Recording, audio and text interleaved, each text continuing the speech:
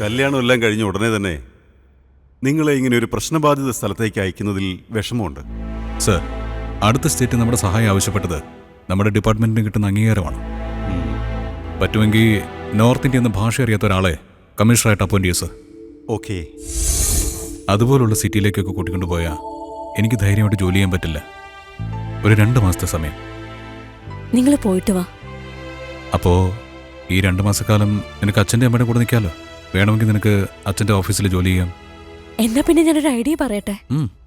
ഞാൻ ഇവിടുന്ന് ട്രാൻസ്ഫർ വാങ്ങി വൈഷ ഫാക്ടറിയിൽ ജോയിൻ ചെയ്തിട്ട് അവിടുത്തെ ഗസ്റ്റ് ഹൗസിൽ താമസിക്കാമല്ലോ. ഞാൻ നിങ്ങളെ കാണുന്നൊന്നും പറഞ്ഞ് എപ്പോഴും ശല്യം ചെയ്യില്ല. അഥവാ കണ്ടാലും പരിചയഭാവം കാണിക്കില്ല.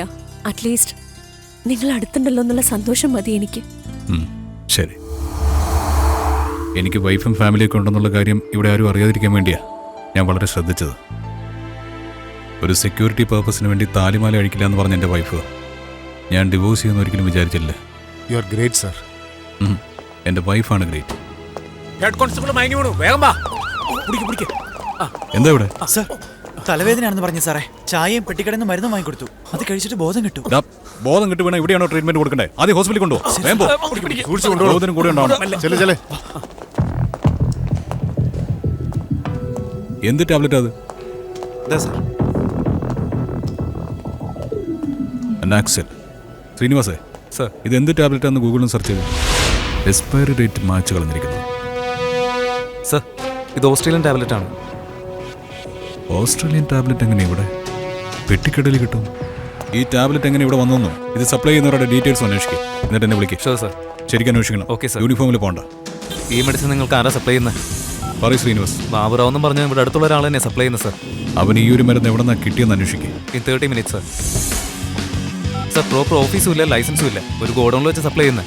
അവനിത് ആരാ സപ്ലൈ ചെയ്യുന്നതെന്ന് അന്വേഷിച്ചോ? പ്രഭാകർ എന്നും പറഞ്ഞ് റെഡ്ഡിയുമായിട്ട് ബന്ധപ്പെട്ട ഒരാളാണ് സർ. ഓക്കെ, വേറൊന്നും അന്വേഷിക്കണ്ട. അവനൊന്ന് മാർക്ക് ചെയ്തിട്ട് സ്റ്റേഷനിലേക്ക് വന്നേക്ക്.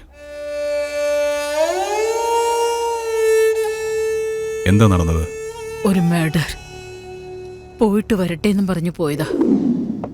പറയൂ കൃഷ്ണരാജ്. MLA മല്ലയെ ആരോ കൊന്നു കളഞ്ഞു സർ. എന്നാ വന്നില്ല. കൃഷ്ണരാജ് എന്ന് ഫോൺ ചെയ്തിട്ടില്ലെന്നാണല്ലോ പറഞ്ഞേ. ഇയാള് കമ്മീഷണറെ 3 തവണ കാണാൻ വന്നിട്ടുണ്ട്. ഇയാൾ ആരാണെന്നറിയോ? അദ്ദേഹത്തിന്റെ ഓഫീസിൽ പലരും വരുന്നതാ. ആരൊക്കെയാന്ന് എനിക്കങ്ങനെ അറിയാനാ. മക്കളെ ഇങ്ങ് വന്നേ.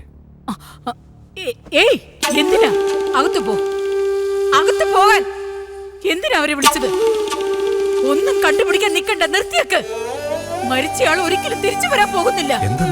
ആ അസിസ്റ്റന്റ് കമ്മീഷണർ എൻക്വയറി എന്ന് പറഞ്ഞു ഇവിടെ കേറി വന്നു. വെറുതെ 4 ചോദ്യം ചോദിക്കുന്ന പോലെ സഹതാപം കാണിച്ച് എന്റെ മക്കളെ കയറി പിടിച്ചവൻ, ആ വൃത്തികെട്ടവൻ അത് ചെയ്തപ്പോ എന്റെ മനസ്സ് എന്തുമാത്രം വേദനിച്ചെന്നറിയോ? എന്റെ മക്കളുടെ പഠിത്തം കഴിഞ്ഞിട്ട് ഞങ്ങൾ ഈ നാട് വിട്ടു പോയിക്കോളാം. ഇനി കാക്കി വേഷവും ധരിച്ച് ആരും ഞങ്ങളുടെ ഈ വീടിനെ പഠിച്ചവിട്ടരുത്, പ്ലീസ്. സർ, കമ്മീഷണറുടെ വൈഫാണ് കള്ളം പറഞ്ഞിരിക്കുന്നത്. അതെയോ? അതെ സർ. അസിസ്റ്റന്റ് കമ്മീഷണർ കൃഷ്ണരാജ് ആ ദിവസം കമ്മീഷണർ വിളിച്ചിട്ടേ ഇല്ല. 2 പേരുടെ ബിൽ കോപ്പി വന്നിട്ടുണ്ട്, പക്ഷെ ഒന്നിനും രജിസ്റ്റർ ആയിട്ടില്ല. അന്ന് ഞാൻ സ്ട്രോങ് ആയിട്ട് ആ റിപ്പോർട്ട് എടുത്ത് നോക്കാൻ പറഞ്ഞതാ. ഇപ്പൊ റിപ്പോർട്ട് അവർക്ക് ഫേവറാണ്. അതുകൊണ്ടാണ് എനിക്ക് സംശയം.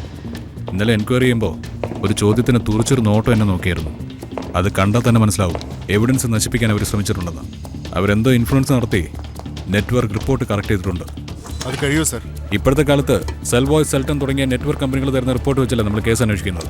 അവർക്ക് എന്തുകൊണ്ട് തെറ്റ് ചെയ്തുകൂടാ? പക്ഷെ അതിന് GMMD ലെവലിൽ പെർമിഷൻ വേണ്ട സർ. എന്താ തരില്ലെന്ന് തോന്നുന്നുണ്ടോ? ഒരു വർഷം 10,000 കോടി സമ്പാദിക്കുന്ന കമ്പനി അടുത്ത വർഷം 15,000 കോടി എങ്ങനെ ആക്കുമെന്ന് കണ്ടുപിടിക്കാനുള്ള മീറ്റിംഗ് കൂടുന്നത്. അവരുടെ ലാഭം കുറച്ചിട്ട് കസ്റ്റമേഴ്സിന് 50 പൈസയുടെ കോള് എങ്ങനെ 25 പൈസക്ക് കൊടുക്കാന്നാണോ ചിന്തിക്കുന്നത്? You all work under Peter principle. നമ്മൾ ആരെയും ബ്ലെയിം ചെയ്യണ്ട, പക്ഷെ സംശയിക്കാമല്ലോ. I want to hack their network without their knowledge. Sir, kill a virus with a virus. Sir, ഇവൻ UBC ബാങ്ക് സിസ്റ്റം ഹാക്ക് ചെയ്ത് 18 ലക്ഷം രൂപ അടിച്ചു മാറ്റിയിട്ടുണ്ട്. ഇവൻ കോളേജ് മെമ്പറുടെ ഫോട്ടോസ് ഒക്കെ മോഫ് ചെയ്ത് വാട്സാപ്പിൽ അയച്ച് പറഞ്ഞോട്ടെ. ഇവന്മാരെയൊക്കെ ആനിമൽസിനെ വെച്ച് അറ്റാക്ക് ചെയ്യണം.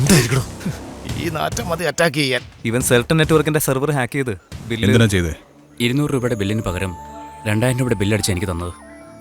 എത്ര പറഞ്ഞിട്ടും അവരിത് മാറ്റിയില്ല. അതുകൊണ്ട് അങ്ങനെ ചെയ്തത്. സാർ, ഇവൻ നെറ്റ്വർക്ക് ഹാക്ക് ചെയ്ത് 40 ലക്ഷം കസ്റ്റമേഴ്സിന്റെ ബില്ല് 2 രൂപയാക്കി. അതുകൊണ്ട് കമ്പനിക്ക് കോടികളുടെ ലോസാ. സൂപ്പർടാ. കമ്മീഷണറുടെ കൊലപാതകമായിട്ട് ബന്ധമുണ്ടെന്ന് പറഞ്ഞ് ഇവനെ കസ്റ്റഡി എടുക്കും. Okay sir. നിക്ക് നിങ്ങൾ ചെയ്ത കുറ്റം എന്താടാ? ഓൺലൈനില് ആന്റികൾക്ക് കണക്ഷൻ കൊടുക്കല. ഗ്യാസ് കണക്ഷൻ ആണോ? അല്ല. Cable connection? അല്ല. കറണ്ട് കണക്ഷൻ ആണോ? അല്ല. Water connection? മറ്റേ കണക്ഷൻ. എന്തുവാടാ ഈ പറയുന്നേ? തുണയില്ലാത്ത അങ്കിൾമാർക്ക് കിടുക്കാച്ചി ആന്റിമാരും കറുപ്പായിട്ടുള്ള അങ്കിൾമാർക്ക് കറക്റ്റ് ആയ ആന്റികളെ ഫ്രീ ആയിട്ടുള്ള ആമ്പിളർക്ക് ഫ്രീ ആയിട്ടുള്ള പെമ്പിളരെയും കണക്ഷൻ കൊടുക്കും. കൂട്ടിക്കൊടുപ്പിന്റെ ഡിജിറ്റൽ വേർഷൻ ആണല്ലേ. ഈ ഇൻവെസ്റ്റിഗേഷൻ എനിക്ക് ഹെൽപ്പ് ചെയ്താ ജയിലിൽ നിന്ന് 2 മാസം ഞാൻ വെളിയിലിറങ്ങും. എന്താ സാർ ചെയ്യേണ്ടത്? Do it again.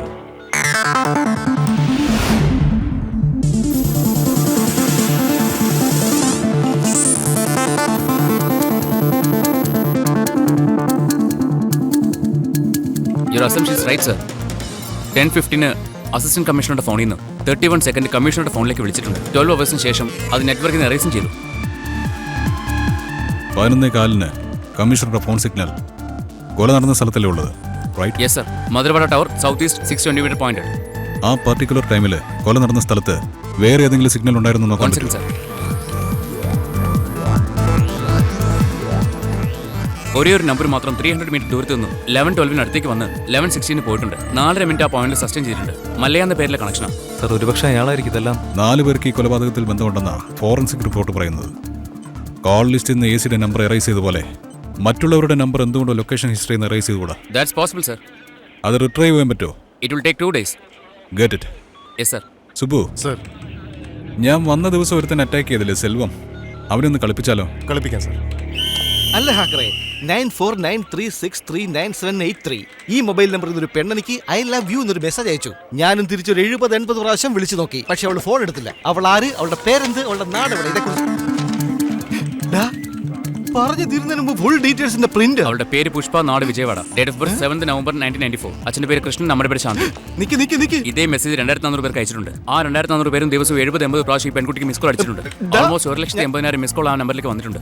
അവരുടെ നമ്പർ 12 നമ്പറിൽ നിന്ന് ടോപ്പ് ചെയ്തിട്ടുണ്ട്. ആ 12 നമ്പറും 20-25 വയസ്സുള്ള പിള്ളേരാണ്. അതിലൊരു നമ്പർ ഡൽഹിയിൽ നിന്ന് ടോപ്പ് ചെയ്തിരിക്കുന്നത്. ഡൽഹിന്നോ? എന്തുവാടാ ഈ ലിസ്റ്റ് നോർത്ത് ഇന്ത്യ വരെ നീണ്ടു പോകുന്നത്? നല്ല കുടുംബത്തിൽ പറഞ്ഞൊരു പെൺകുട്ടിയാണെന്നാ തോന്നുന്നേ. ഇത്രയും വിശാല മനസ്സ്